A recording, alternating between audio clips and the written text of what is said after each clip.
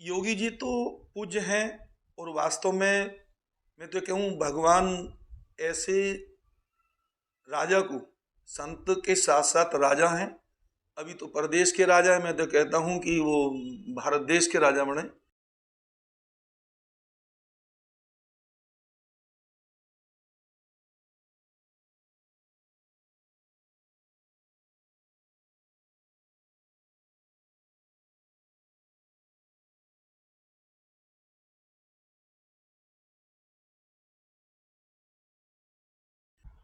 नमस्कार मित्रों, मैं आचार्य संदीपन और इस वक्त आप देख रहे हैं मिडनाइट एक्सप्रेस। फील्ड में हूं आजकल और आपको रूबरू करा रहा हूं अलग अलग जगहों से। आज इसी यात्रा क्रम में मैं आ पहुंचा हूं उत्तर प्रदेश में जनपद बागपत का एक बेहद प्रसिद्ध धर्म स्थान है बालाजी मंदिर, बालाजी धाम। और ये बागपत का जो डिस्ट्रिक्ट हेडक्वार्टर है उससे लगभग 14 किलोमीटर दिल्ली की तरफ स्थित है। आज मेरे बराबर में मौजूद हैं इस वक्त महामंडलेश्वर श्री श्री भैयादास जी महाराज। एक चीज़ मैं आपको बता दूं, जनपद बागपत में भैयादास जी महाराज ने जो गौशाला की स्थापना की है, बालाजी धाम की स्थापना की है, गोवर्धन में भव्य आश्रम बना रहे हैं। जितना धर्म कार्य इस वक्त बागपत में बालाजी धाम की तरफ से हो रहा है, महामंडलेश्वर श्री भैयादास जी महाराज की तरफ से हो रहा है, वो बहुत कम संतों के द्वारा किया जाता है, या यूं कहिए कि बहुत कम देखने को मिलता है। तो आइए आज हम बात करते हैं, जानने का प्रयास करेंगे भैयादास जी महाराज से, महामंडलेश्वर से, कि कैसा चल रहा है उनका धर्म कार्य, कैसा चल रहा है बालाजी धाम में जो सेवा भाव सेवा कार्य वो कर रहे हैं, और कैसा चल रहा है उनका गोवर्धन में आश्रम का निर्माण। महाराज जी सादर प्रणाम। जय श्री राम। मैं सबसे पहले आपका स्वागत करता हूं और आज विशेष तौर से आभार व्यक्त करता हूं कि आपने आज वक्त दिया। कई दिनों से हम, बल्कि कहूँगा कई महीनों से मैं आपसे फ़ोन से संपर्क में था। मैं कोशिश कर रहा था कि आपका एक इंटरव्यू चलाया जाए। आपकी यहाँ जो चल रही हैं चीज़ें, धार्मिक कार्य जो चल रहे हैं आपके यहाँ, उनसे हम रूबरू कराएं। कैसा चल रहा है महाराज जी सब कुछ? पहले तो जय श्री राम। जय श्री राम महाराज जी। और आपके इस मिडनाइट जो चैनल है आपका, इसके जितने भी आपके कार्यकर्ता हैं, जो आपका स्टाफ है, उन सभी को दीपावली की हार्दिक शुभकामनाएं। और इस मिडनाइट एक्सप्रेस चैनल के माध्यम से पूरे देश क्या विश्व को दीपावली की शुभकामनाएं। सब संतों के चरणों में कोटि कोटि वंदन। और भगवान से आशा करता हूं कि सबकी दीपावली की तरह ही मने। भगवान सभी के ऊपर कृपा करे। आगे जो आपने पूछा है कि आश्रम कैसा चल रहा है, गौ सेवा कैसी चल रही है, तो चल रहा है राम भरोसे, हनुमान जी चला रहे हैं। हमें कोई सरकारी सहायता नहीं मिल रही है। पिछले 17 सालों से मेरे पास में 150 के आसपास गौ माता हैं, गोधन है, और 1 रुपये की भी 17 सालों में मुझे सहायता नहीं मिली है। चला रहा हूँ उधार ले लेकर, कहीं परचून की दुकान का, कहीं खल चोकर की का, कहीं भूस का। आज भी एक टोली भूस उधार आया है।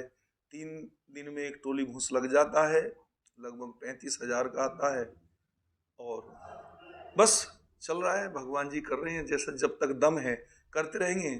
सरकार से तो उम्मीद कुछ है नहीं कि हमारी गौशाला को कुछ दे। महाराज जी, उत्तर प्रदेश की योगी आदित्यनाथ सरकार तो गौ सेवा में दिन रात से लगी हुई है, दिन रात लगी हुई है। क्या वजह है फिर कि आपने जो बताया है, मुझे बड़ा आश्चर्य हो रहा है कि 150 गैयाँ आपके यहाँ हैं गौशाला में, जो डुंडाहेड़ा में है जनपद बागपत में। तो क्या वजह है कि सरकार अनदेखी कर रही है? अगर ये स्थिति है जो आप बता रहे हैं, तो वास्तव में कहीं ना कहीं अनदेखी है।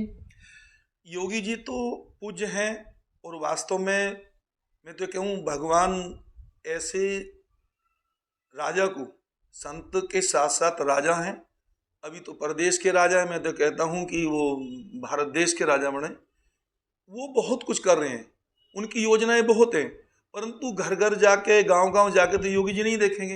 लेकिन उनके बागपत में तो सांसद उनके हैं, 2 विधायक उनके हैं 3 में से, और मैं समझता हूं कि जो चेयरमैन हैं नगर पालिका, नगर पंचायत के जो अध्यक्ष हैं अधिकतर, वो भी भारतीय जनता पार्टी से हैं। आते हैं, सब आश्रम में आते हैं। बाकी आज तक ना हमें विधायक ने कोई 1 रुपये की सहायता दी है।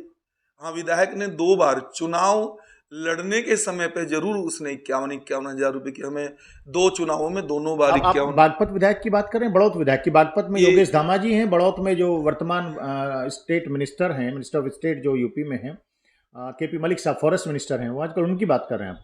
मैं योगेश धामा की बात कर रहा हूँ। योगेश धामा ने जरूर 51,000 एक बार दिए, 51,000 एक बार दिए। बाकी ना केपी मलिक ने कभी कुछ दिया है और ना कभी सांसद ने कुछ दिया है। सांसद जी तो बहुत ही फेमस हैं, बड़े जनप्रिय सांसद माने नहीं, जाते हैं, मैं धार्मिक कार्यों में बड़े संलग्न रहते हैं। डॉक्टर सत्यपाल सिंह भारतीय जनता पार्टी से केंद्रीय मंत्री भी रहे हैं, वर्तमान में दूसरी बार सांसद चुने गए हैं बागपत से। करते हैं, करते होंगे। प्रेम तो हमसे बहुत करते हैं। फोन जब भी फोन करेंगे फोन उठाएंगे। मतलब सूखा प्रेम करते हैं? हाँ, सूखा बिल्कुल। सांसद जी की मैं ये विशेषता मानता हूँ। मैं जब भी फोन करता हूँ सांसद जी को तो फोन उठाते हैं। अगर बाई दी वे नहीं उठे तो बैक कॉल आती है, उनके लिए उनकी तारीफ करता हूँ। बाकी सहायता हम तो स्पष्टवादी हैं। हमें कोई विधायक सांसद नहीं बनना, हमें कोई वो नहीं। बाकी महाराज जी यहीं रोकना चाहूँगा, 2014 में 2014 में जब यहाँ अगर मैं गलत नहीं हूँ तो नरेंद्र मोदी जी आए थे और बागपत में जो रैली थी मंच की अध्यक्षता आपके द्वारा की गई थी। जी, मैं 2014 में जब मोदी जी आए थे उस सभा का अध्यक्ष मैं ही था। उस समय प्रधानमंत्री नहीं बने थे मोदी जी, चुनाव से पहले की बात। हमने तो बना दिया था, हमने मंच पर घोषणा कर दी थी और मोदी जी को कह दिया था कि हमने तो बागपत से तुम्हें प्रधानमंत्री बना के भेज दिया है, अब तुम्हारा भाग्य। जी जी हाँ, बात तो हमने आशीर्वाद दिया था कि हम कह रहे हैं अगर मोदी जी के बागपत की बात ध्यान हो तो जरूर उन्हें याद आएगा। हमने कह दिया था बागपत से हमने आपको प्रधानमंत्री बना के भेज दिया है, बाकी अब देश की जानो तुम। और मैं था उस समय, मेरा आज भी मैं कट्टर बीजेपी का समर्थक हूं। क्योंकि बीजेपी का कट्टर समर्थक क्यों? क्योंकि हिंदुत्व के लिए और देश के लिए अगर कोई कर रहा है तो वो बीजेपी है। यहाँ पार्टीबाजी की बात नहीं है। मैं कई बार देखता हूँ कि जब भी हिंदुओं के ऊपर या महात्माओं के ऊपर कोई भी घटना घटती है तो विपक्ष का एक भी आदमी उनका पता लेने नहीं आता है। हिंदुत्व के लिए कहीं भी कोई बात होती है तो बीजेपी आती है। इसलिए मैं बीजेपी का कट्टर समर्थक हूँ, क्योंकि हिंदुत्व के लिए और हिंदुस्तान के लिए वो ही अधिक सोच रहे हैं। महाराज जी 2017 में विधानसभा चुनाव हुआ था उत्तर प्रदेश के अंदर, पहली बार योगी जब मुख्यमंत्री बने। सुनने में यह आ रहा है कि 2017 में जब विधानसभा चुनाव हो रहे थे तो बागपत विधानसभा से आपका टिकट पक्का माना जा रहा था, तो इसके बाद आखिर ऐसा क्या हुआ कि आपने चुनाव लड़ने से मना कर दिया? नहीं, उस समय मेरा भी मन था और मुझे ऊपर सूत्रों से पता भी लग रहा मेरा टिकट फाइनल है, परंतु उसके 2 कारण थे। एक कारण तो ये था कि जो मैं चुनाव लड़ना नहीं चाहा, बाद में मेरा एकदम जो मन बदला, वो घटना लंबी है, मैं नहीं बता सकता। परंतु बस उस समय विधायक योगेश जी को मैं बीजेपी ज्वाइन करने के लिए कह रहा था। उन्होंने बोला कि भाई तुम आगे अड़ रहे हो, मैं तो चुनाव लड़ूंगा। मैं तो ठीक है, हम छोड़ के जा रहे हैं, तुम चुनाव लड़ो। मैं इसलिए छोड़ के चला गया था। माघ मेले में कैंप लगा लिया था जाकर। योगेश धाम अब आपका फोन उठाते हैं? अरे सीधा सवाल पूछ रहा हूँ, स्पष्ट जवाब दीजिएगा, घुमाइएगा मत। ये तो योगेश धामा से पूछो कि भैया दास का फोन उठाते नहीं उठाते। लेता लेता कभी नहीं देता, उसी को नेता कहते हैं। ये निकृष्ट लोग होते हैं। जब इन्हें जरूरत पड़ती है तो इन्हें फिर महात्मा दिखाई देते हैं, वोटर दिखाई देते हैं। जब इनका काम सिद्ध हो जाता तो फिर इन्हें कोई नजर नहीं आता। फिर तो इनके पेंडिंग में फोन पड़े रहते हैं। फोन करते रहो। योगेश धामा जी चुनाव से पहले जरूर वो हमारा रात के 2 बजे भी फोन करेंगे, भाई वहाँ गड़बड़ है, वहाँ वोट जा सकती हैं तो जाओ या कुछ भेजो। उस समय तो तुरंत फोन उठेगा। बाकी चुनाव के 1 महीने बाद फोन नहीं उठता, चुनाव से 1 महीने पहले फोन नहीं उठता। और वादा करते हैं दुनिया भर का, इस आश्रम के लिए, डेंट पेंट के लिए। बागपत से भारतीय जनता पार्टी के जो विधायक हैं योगेश धामा, जिन्हें आपने अपना टिकट जो कि माना जा रहा था पक्का है उसको मना करके उन्हें आपने बीजेपी में लाए, उन्हें जो है बता रहे हैं आप आपने टिकट में मदद की या उनके लिए टिकट की सिफारिश की, उन्होंने क्या बालाजी धाम आश्रम के लिए या गोवर्धन में जो आश्रम बन रहा है उसके लिए कोई आर्थिक सहायता की का वायदा या घोषणा की थी? नहीं, बताइए ना, 2 बार चुनाव में, चुनाव से पहले 51,000 दोनों बार चुनावों में वो दे के गए हैं। वादा जरूर करके गए। पहले चुनाव में वादा कर गई थी मैं आश्रम का लेंटर डलवा दूंगा, सारे में खरंजा वो करा दूंगा, बढ़िया कुछ 50-60 लाख रुपया मैं लगा दूंगा। बाकी उन्होंने 1 रुपया नहीं लगाया है। उसके दूसरे चुनाव में फिर उन्होंने कहा कि मैं इस पूरे आश्रम का डेंट पेंट करा दूंगा। हनुमान जी के सामने उन्होंने वादा करा था कि मैं जीतते ही मैं डेंट पेंट करा दूंगा। उसके बाद 1 महीने बाद जब हमने कहा भैया आप फ्री हो गए, डेंट पेंट करा दो, तो उनके बाद उन्होंने फ़ोन उठाना बंद कर दिया है। हमें भी कोई इतनी खास ज़रूरत नहीं है। ज़रूरत कई बार तुम जैसे लोग कहते हैं तो फ़ोन मिला के देखते हैं। जब आप जैसे लोग आते हैं कि विधायक जी से ये काम है, ये काम है, ये काम करवा दो, तो जब हम कोई अच्छे काम के लिए फ़ोन करते हैं, वो फ़ोन नहीं उठाते। इसमें कितनी सच्चाई 2024 में हमने सुना है कि बागपत लोकसभा से चुनाव का मन आप कब है? आपके समर्थक जो हैं वो तैयारी में लगे हैं? कुछ बात हुई थी? फील्ड में घूमते रहते हैं, आपको तो पता है, तमाम लोग मिलते हैं। तो आपके जो समर्थक हैं, जो आपके भक्त हैं, तमाम हज़ारों की संख्या में आपके यहाँ, लाखों की संख्या में भक्त हैं। बहुत सारे लोगों ने कहा कि महाराज जी जो है 2024 में उन्हें चुनाव लड़वाएंगे लोकसभा का बीजेपी से। कितनी सच्चाई का टिकट मांग रहे हैं? अरे भगतगण पीछे पड़े रहते हैं कि महाराज जी जो रुचि रखते हैं राजनीति में, जितने भी हैं लोग बाग, क्योंकि हर जाति में हमारे सेवक हैं। हर जाति में, पूरे बागपत जिले के 5-7 जिलों में हर जाति में हमारे सेवक हैं जो राजनीति में भाव रखते हैं। वो बार बार प्रेशर करते हैं कि महाराज जी आप चुनाव लड़ो, 2024 लड़ो, 2023 लड़ो, लड़ो लड़ो तो सही। बस अब देखेंगे, समय बताएगा। यानी कि कहीं ना कहीं कुछ तो है, आपने कहा समय बताएगा। समय बताएगा। महाराज जी, एक और बात पता चली कि आप पिछले बहुत वर्षों से, 25-30 वर्षों से आप सोए नहीं हैं, मतलब लेटे नहीं हैं। सोए तो होंगे, लेटे नहीं हैं। कितनी सच्चाई है इसमें? सच्चाई तो आप किस दिन कैमरा लगा के देख लो, यहाँ 15 दिन के लिए कैमरा लगा दो, आपको सच्चाई मिल जाएगी। मैं पिछले 34 साल से नहीं लेटता हूँ। पहले 6.5 साल खड़ी तपस्या में रहा था, उसके बाद से मैं लेटता नहीं हूँ। 34 साल हो गए मुझे, मैं लेटता नहीं हूँ। बस रात को भी अगर मैं सोऊंगा तो ये मेरा आसन है, इस तरह से मैं सो जाऊंगा। और पिछले 16 साल मैंने अन्न नहीं पाया था। 3-4 साल मौन व्रत साधना तो भगवान की कृपा से सब ठीक चल रही है, हनुमान जी की विशेष कृपा है। पिछले 34 साल से मैं न दिन में लेटता हूँ, न रात को लेटता हूँ, न धरती पे मैंने बिस्तर देखा ही नहीं। जिस दिन से बाबा जी बना हूँ, मैंने बिस्तर नहीं लगाया है। कैसा बिस्तर होता है। महाराज जी, मैं चूँकि घूमता रहता हूँ, आप, मैं 1-2 बार पहले भी भेंट हुई है आपके यहाँ। और रात्रि में एक बार की मुझे याद है कि मुझे बड़ी तेज़ भूख लगी थी। मैं खुद भी कहता हूँ अपने चैनल पे भी कि मैं भिक्षा मांग करके भोजन पाता हूँ। मैंने गाड़ी यहाँ रोक दी और रात्रि का लगभग 10:30-11 का टाइम रहा होगा। मैं अंदर गया तो रात्रि में उस वक्त भी मुझे यहाँ भोजन परोसा गया। बहुत सम्मान के साथ भोजन परोसा गया, बहुत सात्विक, बहुत स्वादिष्ट भोजन परोसा गया। और बताया गया कि तमाम संत, मैंने देखा भी था कई सारे संत भोजन कर रहे थे जो कि दूर दराज से आए थे, यहाँ के नहीं थे। तो ये फिर खर्च कैसे आप मैनेज कर रहे हैं? कहीं से सहायता कोई मिल नहीं रही है, सरकार सहायता नहीं कर रही है, तो कैसे मैनेज हो पा रहा है इतना? गौ माता अपना खर्चा किसी न किसी आप जैसे को प्रेरित करके अपना खर्चा मंगा लेती हैं। और जो भंडारा चलता है यहाँ, 24 घंटे भंडारा है, किसी समय भी कितने भी आदमी आ जाएं तो सबके लिए भोजन की व्यवस्था है।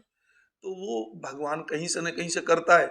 और वैसे तो मैं अधिकतर दुकान वालों का उधार मेरे सिर चढ़ा रहता है। कहीं भूस वाले का उधार है, कहीं परचून वाले का उधार है, कहीं डॉक्टरों का उधार है। इतनी सारी व्यवस्था है तो कहीं कुछ, हाँ मैं लेबर का पैसा समय पर देता हूँ। जितने भी यहाँ नौकर गौशाला में काम करते हैं, भंडारी है, रसोईया है, पुजारी है, जितने में सबका पैसा समय पर देता हूँ। चाहे कहीं मुझे से उधार मांग के लाना पड़े, चाहे भीख मांग के लानी पड़े, कैसे भी लाना पड़े। परंतु मेरा तो संकल्प है कि जब तक मेरे घट में सांस है, मैं ना गऊ को भूखा रहने दूंगा, ना आश्रम में आने वाले भक्तों को भूखा रहने दूंगा। बागपत जिलाधिकारी राजकमल यादव हैं, बहुत ही एक्टिव माने जाते हैं।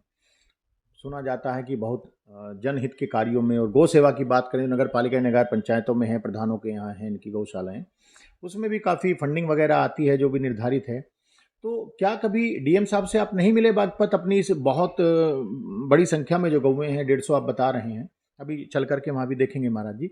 तो क्या कभी डीएम साहब से आप नहीं मिले इस संबंध में, आर्थिक सहायता के लिए वो दिलवाएं प्रदेश सरकार से?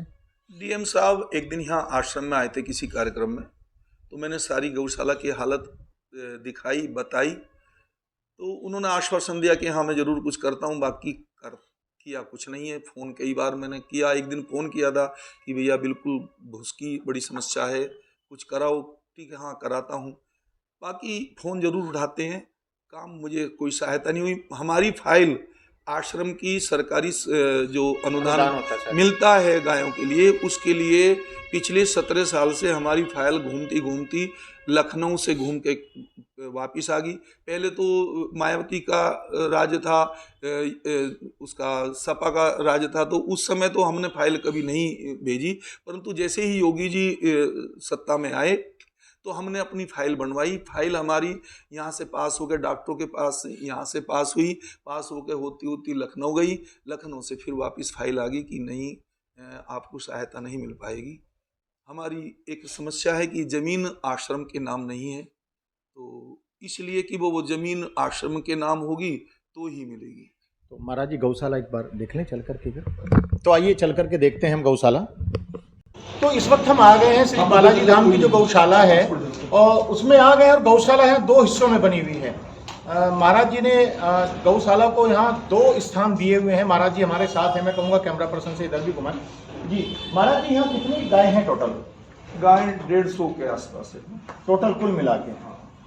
कैमरा पर्सन जरा दिखाएं। अच्छा, गैया तो करीब करीब सारी ही स्वस्थ हैं पूरे तरीके से? बस हनुमान जी की कृपा है, गौ माता की कृपा है। यहाँ डेली गायों को चोकर, खल चोकर पड़ता है और खूब बढ़िया व्यवस्था है। मतलब खाली सूखे घास पर निर्भर नहीं है? नहीं, डेली सानी होती, दोनों समय खल चोकर पड़ता है। अच्छा, एक चीज और बताइए, यहाँ दूध देने वाली कितनी गाय हैं और बिना दूध देने वाली कितनी है? गाय दूध देने वाली महीना मतलब कम से कम 10-15 गाय ब्याती रहती हैं, परंतु दूध देती हैं वो 2-3 ही बस, वो भी 2-2, 3-3 किलो। ये जितनी भी गाय हैं सब वो है जो कसाईयों के यहाँ कटने जा रही थी। मतलब कि जो ब्याती हैं वो दूध तो नहीं दे पाती, लेकिन आश्रम का खर्च जरूर बढ़ जाता बस। है, लेकिन आश्रम पीछे नहीं हट रहा है सेवा करने से। नहीं, गाय का इतनी 150 गाय होने के बाद भी हमारे पास में 10,000 रुपये महीने का घी मोल आता है मंदिर की, क्योंकि 25 व्यवस्था चलाने के लिए 25 दीपक सुबह जलते हैं, 25 दीपक शाम जलते हैं, 2 घी की जो अखंड चल रही है, 2 शनिदेव की अखंड चल रही है, तो सब घी मोल आता है। केवल बस चाय का, आने जाने वालों की चाय का व्यवस्था होना। तो महाराज जी दूसरी तरफ भी हम चलें, तो हम चल रहे हैं। गाय का जो स्थान है, गौशाला है दूसरी तरफ में, दूसरी साइड में। ये बीच में देखिए यज्ञशाला, मैं कहूँगा दिखाएं हमारे फोटो जर्नलिस्ट कैमरा पर का। ये देखिए अंदर से हम आपको दिखा रहे हैं बालाजी धाम की बैक साइड। बहुत ही भव्य बनी है, बहुत ही सुंदर डिजाइन इसका बनाया हुआ है यहाँ। और ये ऊपर तक मैं कहूँगा कैमरा पर्सन दिखाएं, बहुत सुंदर यहाँ पे निर्माण किया गया है इस धार्मिक स्थल का। और ये धार्मिक स्थल बागपत ही नहीं, उत्तर प्रदेश ही नहीं, बल्कि देश में दूर दूर से जो भक्त रहते हैं महाराज जी के गौशाला देखने के लिए आते हैं, मंदिर में दर्शन करने के लिए आते हैं। लेकिन बावजूद इसके क्योंकि खर्च बहुत ज़्यादा है, तब भी ये देखिए कितना बड़ा स्थान गौशाला के लिए यहाँ बनाया हुआ है। आप देख सकते हैं पूरे तरीके से स्वस्थ है, जितनी भी गैयाँ यहाँ हैं उधर की पूरे तरीके से स्वस्थ है। ये आप देखिए यहाँ भी बीच में खोर बनाई हुई है जहाँ गैया चारा पा रही है। चारा पा लिया सर, और सबने अभी अभी ये देखिए, मैं कहूँगा यहाँ दिखाएं जरा, ये सानी के लिए बनाई हुई है। खल वगैरह, चूरी वगैरह जो भी चीज़ें होती हैं गैयाओं के लिए, जो उसमें मिलाई जाती है सानी के लिए, यह सारी व्यवस्था महाराज जी की तरफ से हो रही है। हम आपको गौशाला का दूसरा भाग दिखा रहे हैं। एक भी गाय यहाँ अस्वस्थ नजर हमें नहीं आ रही है। पूरे तरीके से यहाँ नंदी भी हैं जो स्वस्थ हैं, पूरे तरीके से स्वस्थ हैं। यहाँ नंदी है वो भी पूरे तरीके से स्वस्थ हैं। और देखिए छोटी गैया अपनी माँ का दूध पी रही है। देखिए कितना सुंदर दृश्य है कि छोटी जो गैया है, बछड़ा है छोटा, वो अपनी माँ का दूध पी रहा है। अब ये गैया देखिए हमें कवरेज करते हुए देखने आई है सामने। ये देखिए ये गैया खड़ी है। तो आइए चलते हैं स्टोर जहाँ होता है भूसा, उस तरफ। तो चलिए वहाँ चलते हैं जहाँ भूसा स्टोर किया जाता है। और देखिए एक चीज़ मैं आपको बता दूं, कहीं ना कहीं आम जनों की भी ये जिम्मेदारी बनती है, दायित्व बनता है कि आजकल देखा जाता है कि जो आम लोग हैं वो अपनी पालतू गैयाओं को भी सड़क पर छोड़ देते हैं कि चारा वो बाहर खा के आएगी, और जब वो ब्याएगी तो उसको वो बांध लेते हैं, दोबारा पकड़ लाते हैं और उसका वो दूध पीते हैं। मैं कहूँगा कि बहुत ही ये शर्म की बात है उन लोगों के लिए। और कहीं ना कहीं बालाजी धाम आश्रम के लिए भी यहाँ बागपत के लोगों का, जो नागरिक हैं, उनका दायित्व बनता है कि बागपत का, आपके बीच का एक संत 150 गायों को अपने यहाँ आश्रय दे रहा है, वो किस तरीके से लाखों रुपए महीना का खर्च चला रहे होंगे, ये आपके सामने सब कुछ दिख रहा है। किस तरीके से वो व्यवस्था कर रहे हैं। और जहाँ तक बात व्यवस्था की है, धार्मिक कार्य जितने भी होते हैं वो सारे के सारे आम जन के सहयोग से ही चलते हैं, आम जन के सहयोग से ही उन्हें पूर्ण किया जाता है। आज महाराज जी ने हमें बताया है कि वास्तव में यहाँ बहुत बड़ी दिक्कत हमें दिख रही है, जो बताया महाराज जी ने। आज हमें महामंडलेश्वर भैया दास जी ने बताया कि यहाँ व्यवस्था चलाने में उन्हें भारी आर्थिक परेशानियों का सामना करना पड़ रहा है, भारी दुश्वारियाँ उनके सामने हैं, भारी मुश्किलें उनके सामने हैं। महाराज जी ने हमें ये भी बताया है कि वो उधार ले करके यहाँ चला रहे हैं। तो जब एक संत इतनी हिम्मत कर रहा है, एक संत इतना साहस कर रहा है, एक संत अपनी जिम्मेदारी को इतने बड़े स्तर पर निभा रहा है कि वो 150 गायों का खर्च, उन्होंने कहा है कि वो जब तक जिंदा हैं, जब तक उनकी सांस में सांस चल रही है, वो ना यहाँ भक्तों को भूखा रहने देंगे, ना वो जो संत आते हैं ना उनको भूखा रहने देंगे, और यहाँ गैयाएं चाहे जितनी भी आ जाएं ना वो उनको भूखा रहने देंगे। तो जब एक संत इतने बड़े पैमाने पर प्रयास कर सकता है, जो कि ग्रस्त नहीं है, जो संन्यास ले चुके हैं, तो कहीं ना कहीं ग्रस्त लोगों की जिम्मेदारी और भी बढ़ जाती है। यहाँ नागरिकों को सोचना चाहिए कि उनके बागपत जनपद में एक ऐसा भी संत है जो इतने बड़े स्तर पर गौ सेवा कर रहा है। तो आम नागरिकों का दायित्व बनता है कि वो आगे आएं, वो आगे आकर के आर्थिक योगदान दें बालाजी धाम आश्रम को, और इन गैयाओं की, इन गौ माताओं की सेवा में अपना भी स्थान सुनिश्चित करें, अपनी भी भागीदारी सुनिश्चित करें। महाराज जी ने अभी कुछ देर पहले बताया था कि यहाँ जो सांसद विधायक हैं वो वायदे तो करते हैं, लेकिन बाद में फोन तक उठाने से उनको गुरेज करते हैं, बाद में फोन तक उठाने से उनको दिक्कत होने लगती है। यहाँ आर्थिक सहायता बता रहे हैं कि बागपत विधायक योगेश धामा ने 2 बार यहाँ पे कुछ आर्थिक सहायता दी, 51 हजार रुपये, लेकिन उसके बाद जो उन्होंने वायदा यहाँ के लिए किया था, उसके बाद योगेश धामा ने वायदा पूरा करना तो दूर की बात है, फोन तक उठाना बंद कर दिया है। तो आइए यहाँ चलते हैं, गो चारे की जो व्यवस्था होती है यहाँ अंदर की तरफ हम आपको दिखाते हैं। देखिए यहाँ जो भंडार है बिल्कुल खाली है, पूरे तरीके से बहुत थोड़ा बहुत भूसा यहाँ बचा हुआ है। तो जाहिर सी बात है, स्थिति अपने आप सामने दिख रही है कि कितनी दिक्कतें यहाँ महाराज जी को आ रही हैं। और आज हम आपको ये भी दिखा रहे हैं कि यहाँ जो जनमानस है वो भी कहीं ना कहीं उदासीन है। ये देखिएगा आप, यहाँ बस इतना स्टोर में बचा है भूसा, आप देख सकते हैं, कैमरा पर्सन से कहूंगा दिखा दें। ये यहाँ भूसा, केवल थोड़ा सा भूसा मेरे ख्याल से होगा 6-7 क्विंटल मुश्किल से होगा भूसा बचा हुआ है। तो जाहिर सी बात है कि बड़ी दिक्कतें हैं महाराज जी के सामने, और आप लोगों को आगे आना होगा। जो हिंदू धर्म के अनुयायी हैं उनको सोचना होगा, उत्तर प्रदेश सरकार को सोचना होगा, बागपत के जिलाधीश राजकमल यादव को सोचना होगा कि वो बागपत के डीएम है।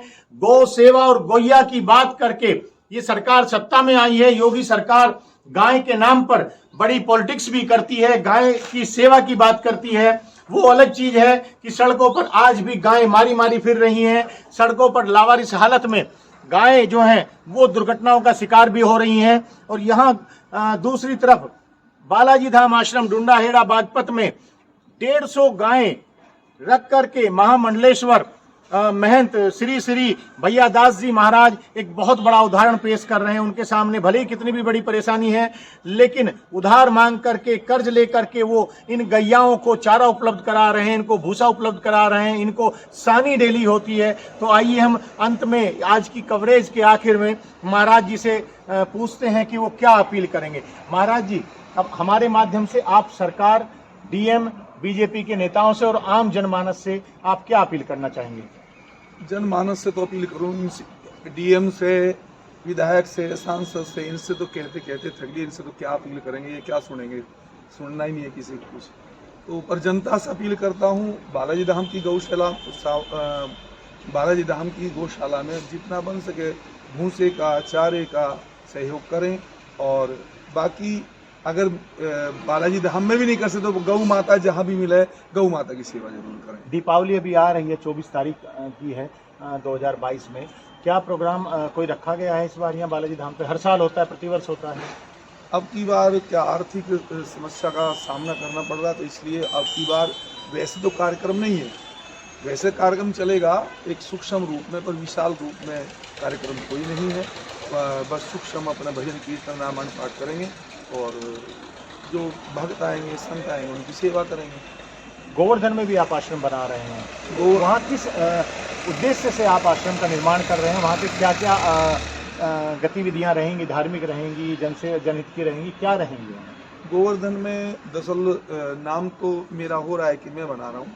हमारी धर्म बेटी है बाल साध्वी राधा देवी, बहुत प्रसिद्ध कथावाचक हैं राधा देवी, साध्वी राधा देवी। वो अच्छी कथा करती हैं बाल साध्वी राधा देवी। यूट्यूब पे भी उनका बाल साध्वी राधा देवी के नाम से चैनल है, वो कथा करती हैं। उनका मन था कि मैं गोवर्धन में ब्रजवास करना चाहती हूँ, तो उन्हीं के लिए, उन्हीं के अथक प्रयास से, उन्हीं के विशेष सहयोग से वो आश्रम बनाया जा रहा है।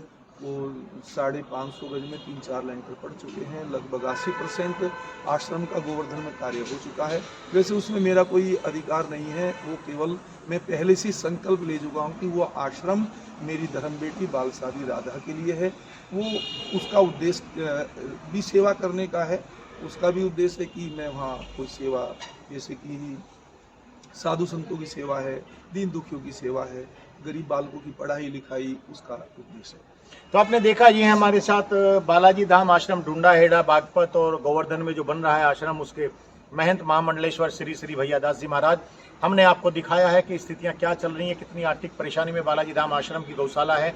हमने सिर्फ दिखाया है आपको, हालातों से हमने अवगत कराया है, हमने वस्तु स्थिति से आपको अवगत कराया है। अब जिम्मेदारी आपकी है, जिम्मेदारी सरकार के साथ साथ अधिकारियों की भी है, यहाँ के स्थानीय विधायकों सांसदों की है, तमाम अन्य जो नेता हैं जो भारतीय जनता पार्टी से जुड़े हैं, जो हिंदू वाद की बात करते हैं, हिंदुत्व का नारा जो लगाते हैं, हिंदुत्व का झंडा उन्होंने उठा रखा है, उनकी भी जिम्मेदारी है और आम जनमानस की भी जिम्मेदारी है कि वो आगे आएं और वो आगे आकर के इस, मैं कहूँगा कि महान संत, महान इसलिए मैं कह रहा हूँ भैया दास जी महाराज को कि मेरी लाइफ में पहली बार मैं देख रहा हूँ कि जो दिल से, दिमाग से, तन मन धन से गौ सेवा कर रहे हैं। जहाँ 150 के आसपास गायें हैं और बावजूद इसके वो कर्ज लेकर के उनका खर्च चला रहे हैं। तो नागरिकों की भी जिम्मेदारी बनती है कि वो आगे आएं और इस महान संत की इस पुण्य कार्य में सहायता करें, अपनी भागीदारी निश्चित करें। मैं आचार्य संदीपन, मिडनाइट एक्सप्रेस के लिए ढूंढाहेड़ा बालाजी धाम बागपत उत्तर प्रदेश।